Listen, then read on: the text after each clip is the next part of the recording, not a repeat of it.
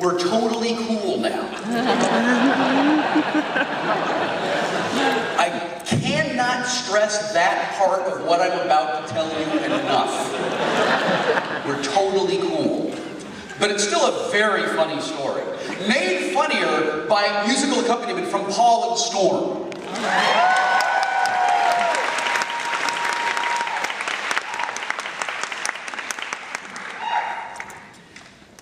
This is an entirely true story. It originally appeared in my book, Dancing Barefoot. Then it appeared in my book, Just a Geek. Now it appears for you on the stage of W00tstock 3.0. It is entitled, William fucking Shatner.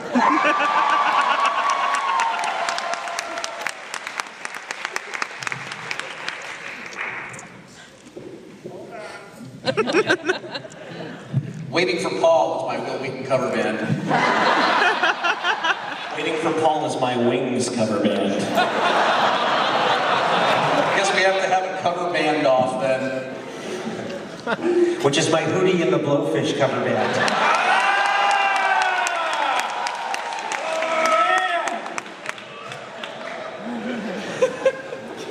He just always sneaks in behind the defense and bam, it's in the back of the net. Which is my George Michael cover band.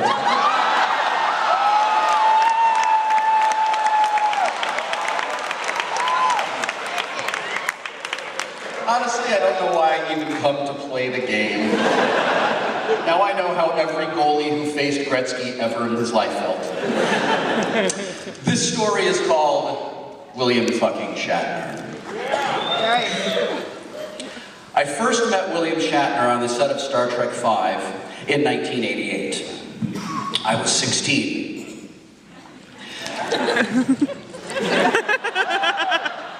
I know it's a long fucking time ago, okay? I turned 38 in just a few days. Thanks a lot for reminding me, jerks.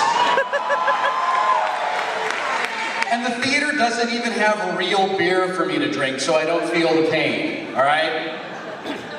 Also, anybody who sneaks a stone, arrogant bastard ale into me before the show is over gets a +1 and an upvote from me. And those are as good as cash, so. I first met William Shatner on the set of Star Trek V in 1988. I was 16. I had been working on Next Generation for 2 years at the time. We were enjoying some success with our show, and I was very proud of the work that I was doing. Did I mention that I worked on Star Trek? That's kind of an important part of the story. I'm sorry, I left that out.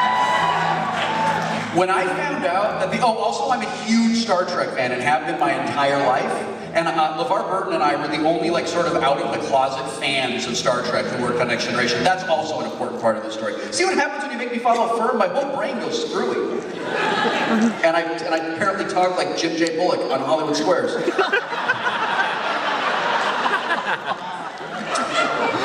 When I found out that the original series cast would be working next door to us for 2 whole months, I was beside myself.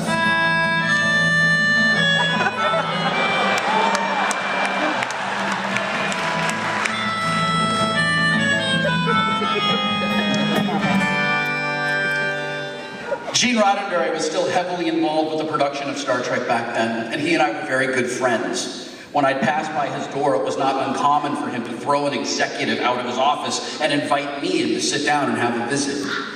He knew that I was a fan of the original series, and he knew that I was more than a little intimidated by the original series actors.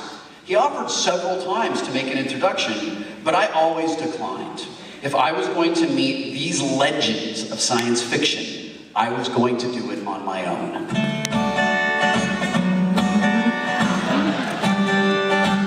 For weeks, I tried to get up the nerve to introduce myself. When I would walk from the stage to my dressing room or to my schoolroom, I would do it very slowly, sort of wistfully looking at their stage door, hoping to catch a glimpse of Mr. Spock or Dr. McCoy, maybe even the legendary Captain Kirk. The few times they did appear, though, I could never muster the courage to approach them. This went on for about 6 weeks. Each night I ask the stars above, why must I be a teenager in love? around our set that I was too chicken to introduce myself to the original series actors. It became something of a joke, and the crew began to give me some good-natured ribbing about my reluctance. Next Generation was immensely popular at the time, and I was still riding high on the success of Stand By Me. They couldn't understand why I was so intimidated by these actors. My face was splashed across the cover of every teen magazine that existed at the time. Well, they were the original Star Trek actors, and I was a nerd. Do the math, guys. One afternoon, while I was sitting around outside Stage 9, talking with Mandy, my costumer, they opened the huge stage door across the way, and I could see right into the set of Star Trek V.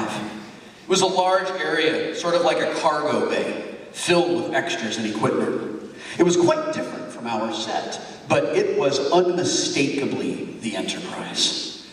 Standing in the middle of it all was William Shatner.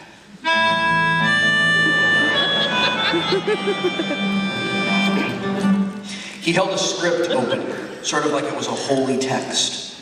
The way he was gesturing with his hands, I could tell that he was setting up a shot and discussing it with the crew. I waited for that familiar rush of nerves, but it never came. Seeing him as a director and not as Captain Kirk, I know as a director we can all laugh at that. Seeing him as a director and not as Captain Kirk put me at ease. I knew that this was my moment. If I didn't walk over and introduce myself right then, it would never happen. I was wearing the gray acting ensign spacesuit, unzipped with the sleeves tied around my waist. I hated that fucking costume so much, I wanted to buy it in the auction so I could set it on fire myself.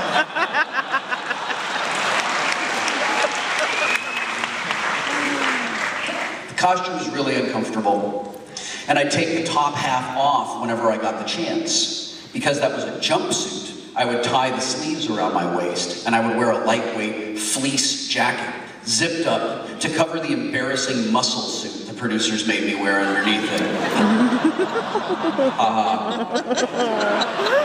We all had to wear those muscle suits, okay? All of us, even Michael Dorn.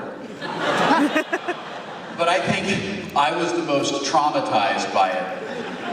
I think Frakes has actually had some kind of magnets in the shoulders that would pull him toward the camera when he walked through doors.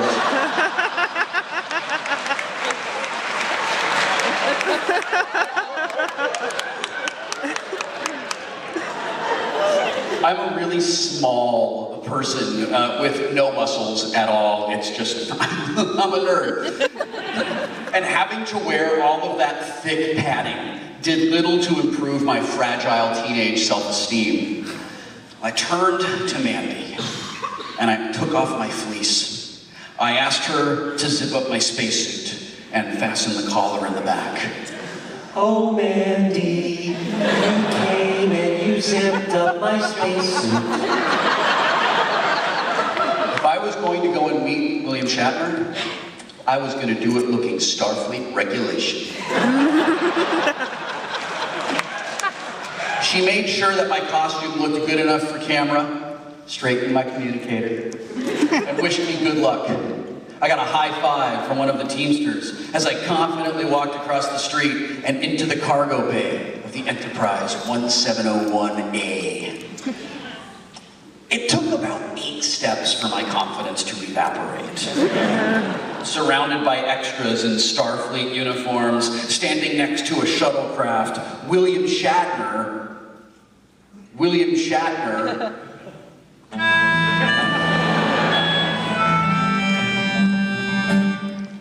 the director, was immediately transformed into Captain Kirk, the intergalactic legend.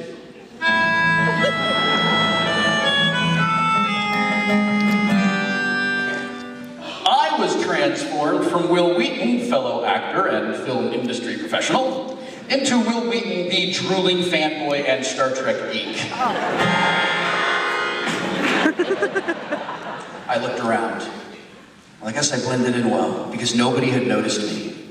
I turned to make my escape, and I bumped into a still photographer who had worked on Next Generation in our first season. "Hey, Will, what are you doing here?" he asked. I swallowed and looked at the stage door.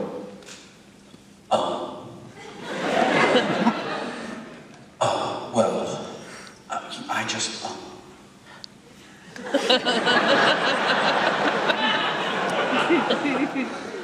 I just came over to look around, and now I'm leaving. I began to slowly move back toward the familiar safety of my own spaceship.